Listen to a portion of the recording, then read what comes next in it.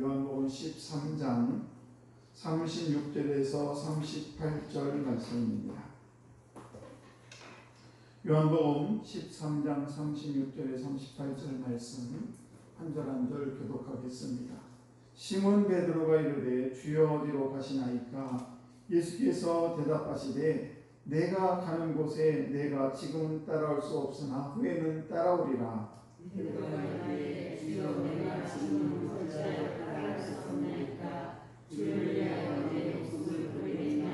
같이 합니다. 예수께서 대답하시되 내가 나를 위하여 내 목숨을 버리겠느냐? 내가 진실로 진실로 내게 이르노니 답을 전에 내가 세 번 나를 부인하리라. 아멘. 예, 귀하고 복된 새벽입니다. 오늘도 이 거룩한 주일 새벽에 나오신 우리 성도 여러분, 하나님의 은총이 여러분에게 함께 하시길 주의 만대로 축복합니다. 예수님께서는 지금 예수님의 제자들과 치유의 만찬을 나누시고, 그리고 예수님의 제자의 발을 다 씻어 주셨습니다. 그리고 이제 가룟 유다는 예수님을 팔기 위해서 이제 밖으로 자리를 떠났습니다. 그때 예수님께서 제자들에게 말씀하십니다. 너희는 나 있는 곳에 함께하지 못할 것이다. 잠시 후에 내가 너희를 떠날 것이다 라고 말씀하지요. 그러자 베드로가 아무것도 모르고 이렇게 얘기합니다. 주님 어디로 가십니까? 이렇게 물어보지요. 주님이 떠난다고 하는 그 말씀은 내가 곧 십자가를 지기 위해서 이제 죽을 것이다 라는 그런 말인데 베드로는 알아듣지 못했습니다. 예수님은 하나님의 아들로 우리를 구원하기 위해서 이 땅에 몸으로, 인간의 몸으로 세상에 오셨습니다. 이제 인류의 뜻을, 구원의 뜻을 이루기 위해서 십자가를 질 때가 되었죠. 십자가의 죽음으로 말미암아 인류를 구원하는 길이 예수님이 가시는 길입니다.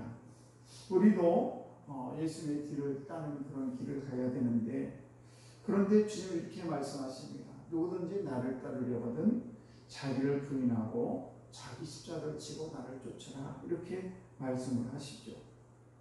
코바디스라는 말을 여러분 많이 들으실 겁니다. 이 코바디스라는 이 말은 우리가 코바디스 요한을 통해서 많이 우리가 잘 알려졌는데, 도님의 코바디스라는 말이에요. 이 말은 어떤 뜻인가?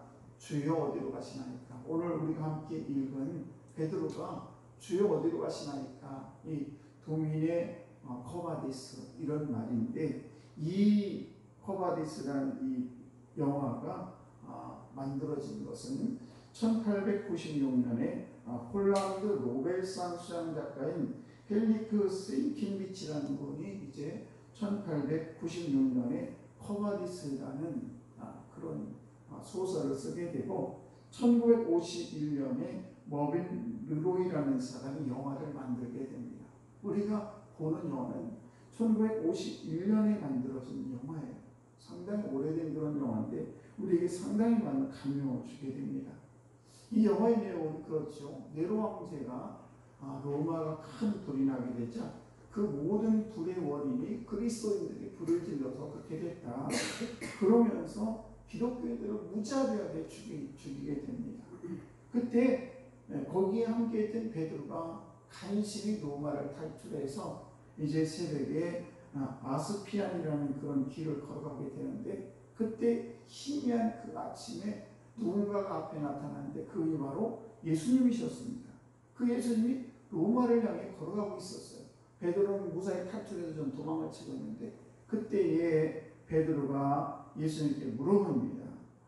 도미네 커바디스, 주여 어디로 가시나이까? 이렇게 물어보자 예수님께서 이렇게 대답을 하십니다. 네가 버린 그 양을 내가 지금 다시 잡으러 위에서 내가 네가 버린 양을 위해서 내가 다시 십자가를 지고 로마로 들어간다 라는 말을 하죠. 이 말을 듣고 베드로가 주님의 음성을 듣고 그리고 그 주님의 그 원하심이 무엇인지를 깨닫고 베드로가 다시 로마 현장으로 들어가서 십자가에 거꾸로 못 박히는 그런 순교를 하게 된다는 사실이죠.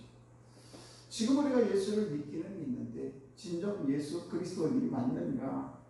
안디옥 교회가 교인들이 제일 처음으로 많은 사람들로부터 저들이 그리스도인이라는 말을 듣게 됩니다. 여기서 그리스도인이라는 말은 이 제일 먼저 안디옥 교인들이 듣게 됐는데 이것은 두 가지의 의미를 가지고 있어요. 그것은 뭔가 하면 그 당시에 유대교와 그리스도교는 다르구나라는 것에 대해서 이야기를 하는 것입니다. 그러니까 그 뜻에는 어떤 때는 비난의 뜻도 있지만은 인정하는 뜻도 있어요. 이 그리스도인들은 유대인들과 다르구나, 뭔가 좀 다르구나라는 그런 뜻을 가지고 있기도 하지만은 그래 유대인들의 그런 이단 종교라고 그런 비난도 받기도 했다는 것입니다. 그래서 우리는 정말 우리가 이 세상을 살아가면서 저와 여러분들이 저분들이 진짜 그리스도인인가? 저 김 목사는 진짜 그리스도인인가? 라고 의문을 할 때 우리는 이분은 좀 다르구나라는 그런 뜻을 우리에게 들었으면 좋겠다라는 이 새벽에 그런 말씀을 드립니다. 또 저원들이 과연 세상의 빛과 소금으로 살아가고 있는가? 아니면 정말 이 세상의 어두운 그런 부패와 어둠에 함께 동조해서 그런 삶을 살아가고 있는가? 그리고 내가 정말 하나님을 사랑하고 이웃을 사랑하는 그런 자리에 내가 지금 있는 것인가?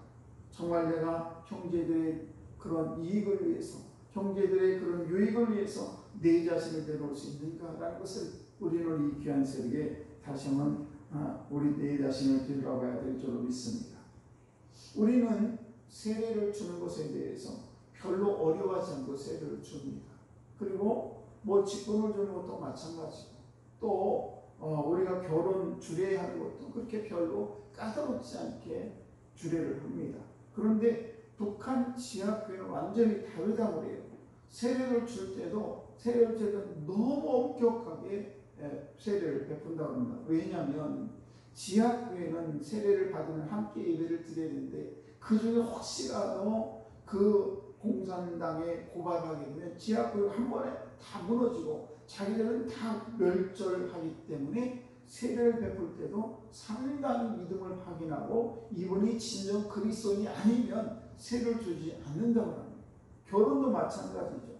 결혼 주례를 하는 것도 그냥 이분이 진정 그리스도인이다. 그래서 내 자녀가 이 그리스도인과 결혼해야 되는지 그 자매가 됐든 그 형제가 됐든 진정 그리스도인 아니면 결혼을 시키지 않는다는 것입니다. 왜? 그 자매나 혹시 그 형제에게 결혼하게 되면 자기들이 지하교회 가서 예배를 드리는 그것이 들통나기 때문에 교회에 다니는 형제 자매들이 함부로 교회 다니지 않는 형제자매와 결혼하지 않는다는 것입니다.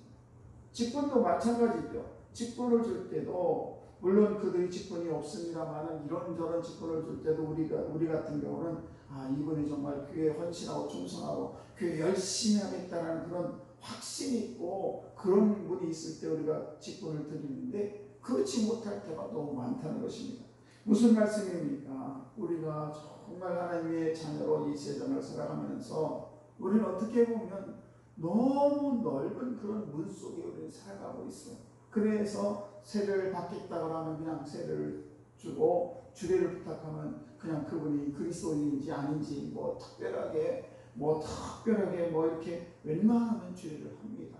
웬만함이죠. 본인이 거부하지 아니하면 웬만하면 직분을 다 줍니다. 시간이 좀 지나면 집사님 데리고 집사님 조금 더 지나면 우리 감리교에서는 3년이 지나면 자격이 되면 또 권사를 드리고 권사도 5년이 넘어서 직분을 잘 감당하면 장로 자격이 있고 이렇게 되는 것이죠. 그래서 왜 이런 말씀을 드리냐면 정말 우리의 현실은 정말 어떤 때 보면 사람들이 이게 목사인가 이게 장로인가 이게 집사인가 이런 말을 하게 됩니다. 그래서 하나님을 믿지도 못하고 목사님도 못 믿고 장로도 못 믿고 이런 우리 삶을 살아가고 있다는 것입니다. 이것은 무슨 말입니까? 우리가 신실하지 못하기 때문에 그리스도인으로 살아가지 못하기 때문에 많은 사람들로부터 신뢰를 받지 못한다는 것입니다. 이것에 대해서 나는 책임성이 없다라고 얘기할 수가 없습니다. 저와 여러분들은 정말 무엇을 먹고 무엇을 입고 무엇을 할 때에 그것을 우리는 내 자신이 그런 것을 감당해야 되는데 모든 것들을 하나님께 맡깁니다. 하나님 때문에 그렇다라고 핑계를 대는 경우가 너무 많다는 것입니다. 그러므로 저와 여러분들이 오늘도 주님께서 베드로에게 얘기합니다. 너희들은 지금 내가 간 곳은 너희는 나를 따를 수 없다라고 말하는 것에 대해서는 정확히 할 필요가 있습니다. 예수님께서는 이렇게 연약한 우리의 현실 속에 사는 저와 여러분을 위해서 오늘도 십자가를 지시고 그리고 나의 모든 죄를 다 내려놓으셨다는 사실입니다. 우리는 우리 주님이 걸어가신 그 길을 우리도 걸어갈 수 있는 그런 거룩한 우리에게 있어야 될 줄 믿습니다. 뿐만 아닙니다. 우리가 정말 믿음이 변함없는 그런 믿음이 되어야 될 줄 믿습니다. 우리 주님께서 십자가를 보시고 그 길을 걸어가신 것처럼 우리는 우리 자신에 대해서 정말 우리 주님을 만날 때 주님 어디로 가십니까? 라는 그런 내 뜻과 내 야망을 외치기 전에 정말 내 자신이 어디로 가고 있는지 내가 정말 어디로 지금 길을 걸어가고 있는지 내 자신에 대해서 내가 가는 길에 대해서 발걸음을 멈추고 우리는 주님이 가시기를 따라가야 될 줄 믿습니다. 오늘도 저한테 찬송과 함께 부른 십자가를 질 수 있나? 주님 물어보실 때 죽기까지 따릅니다. 저들 대답하였다라는 그 찬양을 했는데 저들이 정말 주님 가신 길을 우리가 다 주님처럼 십자가를 지고 그리고 매달려 죽을 수는 없지만 그러나 주님 가신 길을 우리가 따라갈 수 있는 그런 거룩한 우리 성도들을 다 되시기를 주의 이름 간절히 축복합니다. 기도하겠습니다.